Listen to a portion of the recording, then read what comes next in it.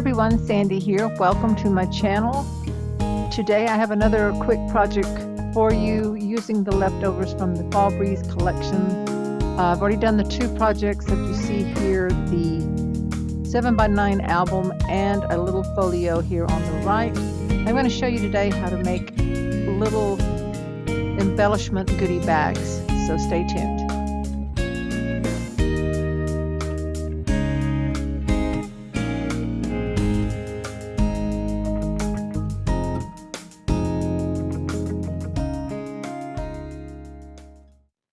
So here's a little goodie bag that I made to go inside of the folio. And I have all these scraps. I have enough to make several of these, or maybe even another folio, but I'm just going to show you how to make a couple of these when you have some embellishments maybe left over and you want to use them for a swap. So all you need is a couple little plastic bags, some goodies to put it in. So this is the one that fits inside this folio.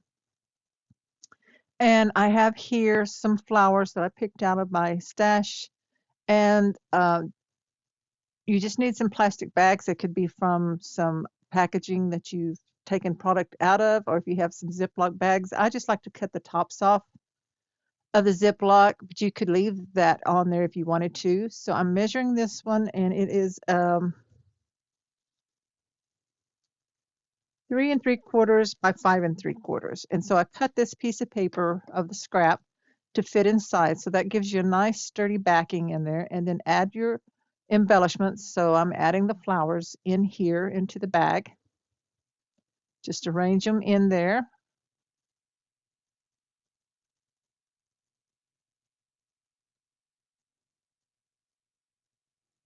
Okay, once you have them in, grab another piece of paper. The scrap looks like it's a little bit too short, so let me grab something else. You can use cardstock like I did on the small one with the pumpkins. So I have, let me see. Let's see. Use yellow on that one. So let's use orange on this one. So we're going to trim it down to fit. Like I said, it's about 3 3/4.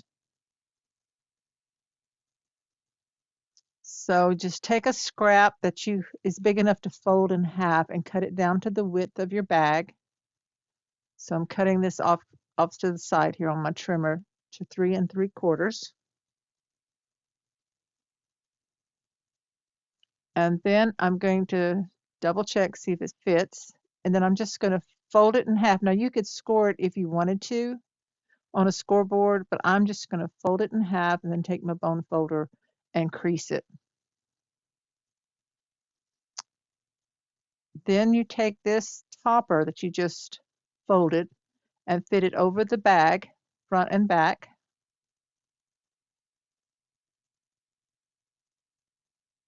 And make sure the top of the bag goes all the way into the fold. And then you take your hole punch, and I think it's easier. Let me grab some clips. I think I'm going to need some clips before I punch to make sure that I hold it in place. So grab you some clips, flip it on each side to hold that topper in place. And then punch 2 holes in the center all the way through. And I'm going to adjust the guide here, so make sure I'm going in as far enough. But punch 2 holes, about 1/4 inch apart. And then just take your string, and I notice that I've got mine off center a little bit, but that'll be okay. We're going to tie a bow on there, so you really probably won't notice it that much once you get the bow on there.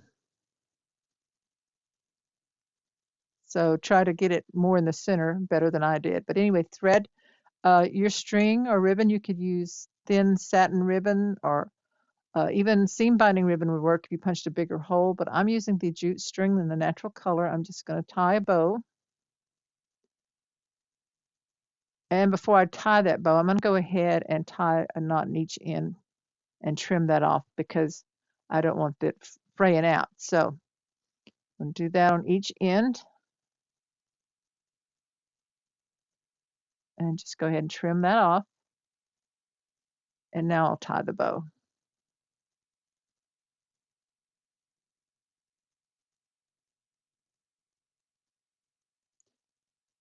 Now, when you're using a solid cardstock like this, you could put some kind of decorative on that piece as well if you wanted to.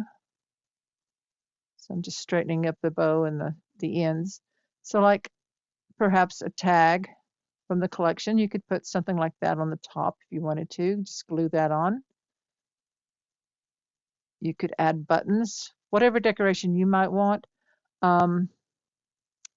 I think I will, let's see, go ahead and make this one next, and then I'll put something on that other bag. So this one is a smaller bag, and it does measure 3 inches by 4. So I cut my scrap of paper to fit inside the bag, and then I'm going to fill it with these Prima beads that I have extras of. I think that would make a nice swap gift or something to tuck inside of a album or the folio that you might be giving to someone.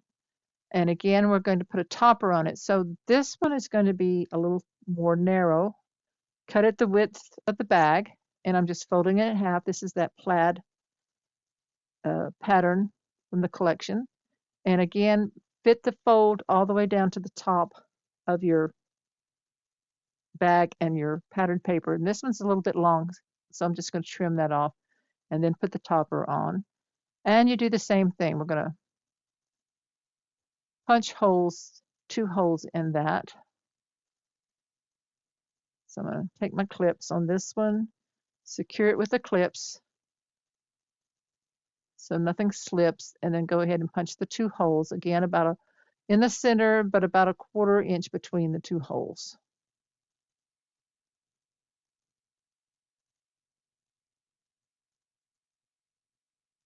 Take some more of the jute string or the twine, and I'm going to thread that through and tie another bow.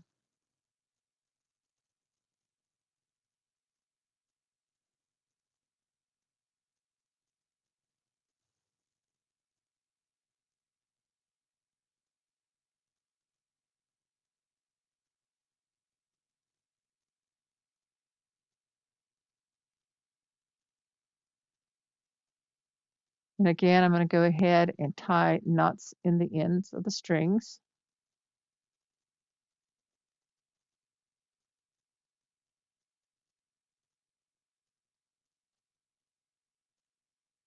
And then clip that off with the scissors. So there's another quick little goodie bag filled with embellishments. Love how that purple looks with those leaves. And the beads are in the kind of fall colors. So on this other one that I did, let me grab that one again. So I think I'm going to put a paper trim on it. Let's see. Got the leaves at the top, at the bottom. But I think, let's see, let me look at something else real quick. No, that's the wrong direction. I like this purple. I like the purple plaid, and that's a good height. So I'm just going to take my scissors and cut it off. You don't have to measure anything. Then take your glue and just glue a piece of scrap trim across there. Now you could get real fancy and you could use border punch out of this edge with a scallop or a lacy edge, and really decorate that up if you wanted to. And again, like I said, you could add embellishments to it like buttons or a small flower or some leaves. So I'm just going to put this one strip of paper here, just give it a pop of color.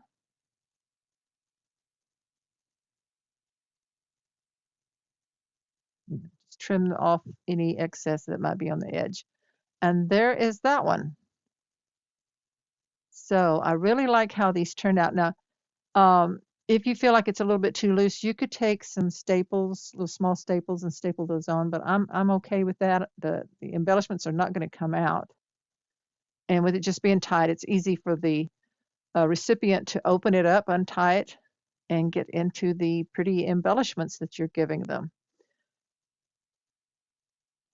So this is a great way to use up your scraps, and I am not going to make anything else out of these scraps. I'm going to be bagging them all up and saving them to use with other Country Craft Creations collections, because all these patterns blend so well with many other collections, the fall collections that Country Craft Creation has, and other collections. Just compare the colors or the designs and you'll see that a lot of them will work together. So save your scraps, bag them up. Anyway, I want to thank you so much for joining me today. If you like this video, give me a thumbs up, like, and remember to subscribe to my channel if you haven't already. Click the bell so you'll be notified of my next video. And as always, shop at countrycraftcreations.com for your crafting supplies. Thanks, everyone. Bye-bye.